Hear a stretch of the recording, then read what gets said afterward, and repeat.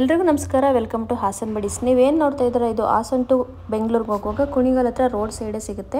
ಇಲ್ಲಿ ಏನು ನೀವು ಮಂಟಪ ಥರ ನೋಡ್ತಾ ಇದ್ದೀರಾ, ಅದೆಲ್ಲ ಅಣ್ಣಂಗೆ ಬೇಕಿತ್ತು ಅಂತ ನಾವು ನೋಡೋದಕ್ಕೆ ಅಂತ ಹೋದ್ವಿ. ಬೇರೆ ಕಡೆ ಕಂಪೇರ್ ಮಾಡಿದ್ರೆ ಇಲ್ಲಿ ಕಮ್ಮಿ ಅನ್ನಿಸ್ತು, ಯಾಕೆಂದರೆ ಇಲ್ಲೇ ಕೆತ್ತನೆ ಆಗೋದ್ರಿಂದ ಇಲ್ಲಿ ನಮಗೆ ಸ್ವಲ್ಪ ಕಮ್ಮಿಗೆ ಸಿಗುತ್ತೆ. ಬೇರೆ ಕಡೆ ಎಲ್ಲ ಇಲ್ಲಿಂದ ತೊಗೊಂಡ್ಬಂದು ಸೇಲ್ ಮಾಡ್ತಾರೆ, ಹಾಗಾಗಿ ಸ್ವಲ್ಪ ಜಾಸ್ತಿ ಅಂತ ಅನ್ನಿಸ್ತು.